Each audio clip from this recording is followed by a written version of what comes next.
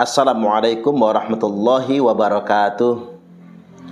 Ternyata hingga hari ini hembusan isu Rizik Syihab sama sekali tidak terbukti terkait dengan apa yang mereka juduli G22S Jokowi, Gerakan 22 September Pasukan Berani Mati Jokowi. Kita semua tidak tahu dari mana Rizik Syihab mendapatkan bocoran informasi. Seolah-olah tanggal 22 September Ahad kemarin atau minggu yang lalu akan ada kejadian luar biasa, demo besar-besaran. Sampai-sampai ia mengeluarkan ultimatum dan ancaman. Nah, hingga hari ini kita tidak mendapati itu semua. Dari mana dia mendapatkan informasi tersebut? Lalu kemudian mereka sedikit bersuara, nggak jadi demo pasukan berani mati Jokowi tersebut karena takut dengan Rizik Syihab dan pasukannya. Ini tambah geli lagi, tambah lucu lagi.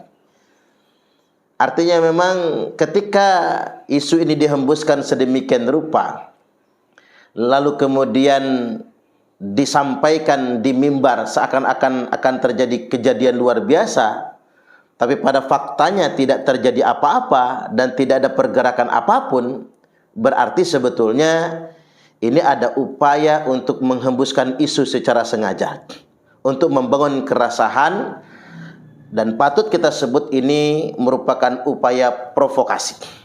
Bahkan bukan hanya Rizik Syihab, sampai Amin Rais mengeluarkan pernyataan tentang ini, juga termasuk Pak Jenderal Gatot Nurmantio, sampai beliau juga berkomentar dengan ini semua. Makanya kesimpulan saya ini adalah hoax, karena baik dari kepolisian, dari Menko Polhukam, dari Presiden, dan semua yang berkewenangan tidak pernah memberi penjelasan tentang hal ini, besok benar atau tidak begitu. Artinya memang, mengapa kita sedang dipermainkan oleh isu yang sedang dilontarkan oleh orang yang menurut saya orang yang tidak bertanggung jawab. Saya juga masih heran mengapa kemudian Rizik Syihab itu masih didengar.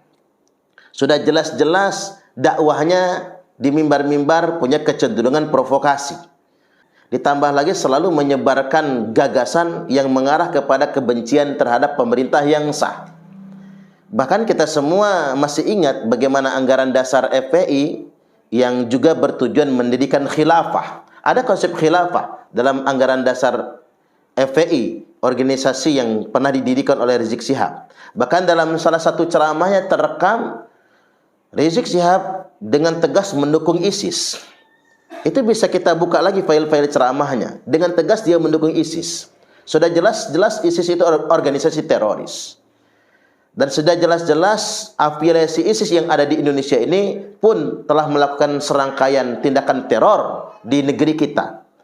Yang saya jadi heran itu, mengapa masih ada yang menganggap dia ulama, masih ada yang menganggap dia sebagai tokoh publik, bahkan masih ada yang kemudian seolah-olah ingin merangkul dia.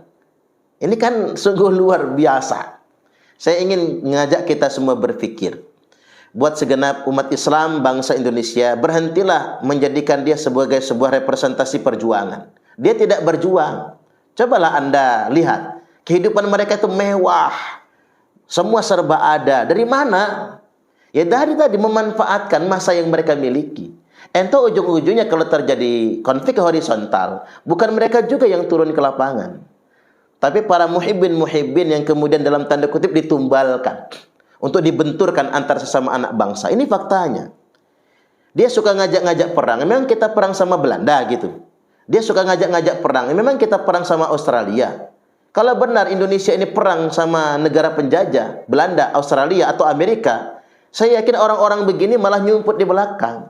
Karena sudah terbukti, mereka pun diangkut dari Yaman ke Indonesia, bukan untuk membela masyarakat bangsa Indonesia, tapi bekerja dengan Belanda.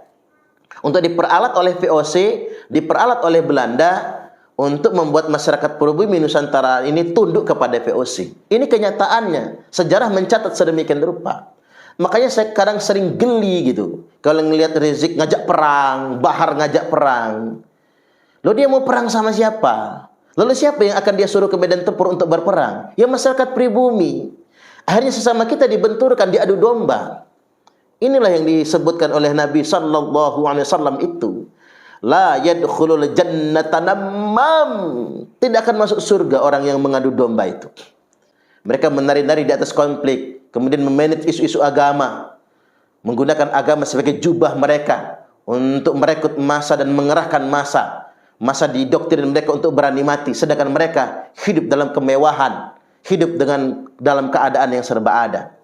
Nah, ditambah lagi sebetulnya negara kita tuh nggak boleh abai. Saya berkali-kali mengatakan, mengapa negara ini terlalu pengecut dengan preman, terutama preman berjubah. Mengapa kemudian kita menjadi segan dan sungkan dengan ini semua? Padahal jelas-jelas kelompok-kelompok ini kan sering membentur pemerintah yang sah, sering membentur negara. Jadi mohon jangan abaikan segenap anak-anak bangsa yang hari ini sedang berjuang, membela pemerintahnya, membela negaranya, membela bangsanya. Jangan diabaikan sedemikian rupa. Saya ingin sampaikan pada kesempatan kali ini peringatan dari Rasulullah sallallahu alaihi wasallam tentang apa? Tentang pendakwah-pendakwah jahanam yang dia sering memprovokasi dan mengajak masyarakat muslim ini untuk bertolak belakang atau melawan pemerintah yang sah. Nabi menyebutnya dalam terminologi du'atun ala abwabi jahannam, yakni penyeru-penyeru kepada pintu-pintu jahanam. Apa yang dimaksud Nabi penyeru-penyeru pintu jahanam? Yakni orang-orang yang membangun cara beragama yang provokatif, dakwah yang provokatif. Sampai-sampai sahabat bertanya, "Ya Rasulullah, sifhum lana." Wahai Rasulullah, ceritakan karakteristik mereka kepada kami. Maka lantas kemudian Nabi menjawab, "Hum min jildatina wa yatakallamuna bi alsinatina." Mereka akan berbicara dengan lisan kita. Mereka bicara dengan aksen kita, kata Nabi. Wa yatakallamuna bi alsinatina. Kulit mereka sama dengan kulit kita. Artinya secara penampilan mereka mirip dengan penampilan kita, kata Nabi. Mirip dengan penampilan orang-orang Arab pada umumnya. Mereka bicara dengan lisan kita, kulit mereka sama dengan kulit kita, tapi jangan pernah percaya dengan mereka.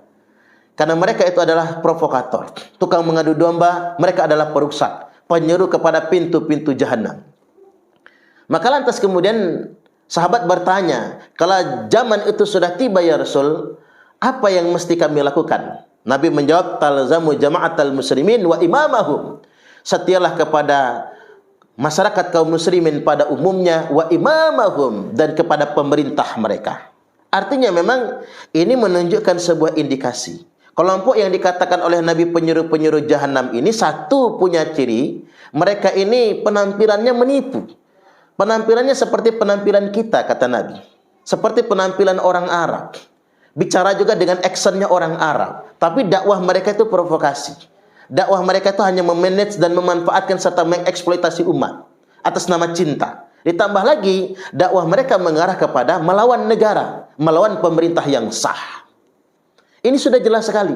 Maka kata Nabi, kalau kalian ingin selamat, membersamai umumnya kaum muslimin dan membersamai pemerintah mereka. Jangan sampai kemudian mau dibenturkan dengan pemerintah yang sah. Karena sebetulnya ajaran sesungguhnya Ahlus Sunnah wal Jamaah itu tidak ada sama sekali ideologi yang mengajarkan untuk bughah atau melawan kepada pemerintah yang sah. Jadi apapun motifnya, bagaimanapun mereka mengemas keislaman yang ada pada diri mereka, ketika agama mereka gunakan untuk melawan negara dan melawan pemerintah yang sah, sudah bisa dipastikan mereka apa yang disebut oleh Nabi sebagai penyeru-penyeru kepada pintu-pintu jahanam. Kita jangan pernah percaya. Makanya kita juga heran di negeri kita ini. Mengapa misalnya PKI, pendiri PKI Al-Aidid, orang yang dari sana. Kemudian Abu Bakar Ba'asyir, orang juga yang dari sana. Abdul Qadir Hasan Baraja, juga orang dari sana. Abdullah Sungkar, Jamaah Islamiyah, juga orang dari sana. Mengapa kemudian orang-orang yang menjadi provokator di negeri kita ini, baik di PKI, kelompok radikal, teroris dan sebagainya, sampai ke FPI, selalu dimotori orang-orang dari sana. Ini yang disebut oleh Nabi, hum min jildatina wa yatakallamuna bi alsinatina. Kulit mereka sama dengan kulit kita. Mereka bicara juga dengan lisan kita. Jadi sekali lagi saya ingin membawa penyadaran kepada segenap umat Islam yang ada di bangsa ini. Kita jangan lagi mau dimanipulasi. Ujung-ujungnya kita cuma dikorbankan oleh mereka dengan judul muhibbin, lalu kemudian kita dijadikan peluru untuk dibenturkan antar sesama anak bangsa. Jangan pernah mau. Inilah yang disebutkan oleh Nabi setelah zaman penjajahan. Thumma fitnatu sarra, akan muncul fitnah ujian di zaman kemerdekaan. Dakhunuha min tahti qadama rajulin min ahli baiti. Di mana fitnah tersebut akan muncul dari bawah telapak kaki laki-laki yang mengaku-ngaku sebagai anak cucuku, kata Nabi. Mereka mengaku-ngaku sebagai ahlul baitku. Yaz'umu annahu minni wa laysa minni. Mereka mengaku-ngaku sebagai anak keturunanku, padahal ia bukan bagian dari anak keturunanku, kata Nabi. Wa innama awliya'iyal muttaqun, karena sejatinya keluarga Nabi, wali-wali Nabi adalah orang-orang yang bertakwa kepada Allah Subhanahu wa taala, bukan orang yang memprovokasi, apalagi menggunakan agama sebagai alat untuk mengeksploitasi umat demi tujuan materi atau kepentingan politik kelompok tertentu. Wallahul muwaffiq ila aqwamit thariq. Wassalamualaikum warahmatullahi wabarakatuh.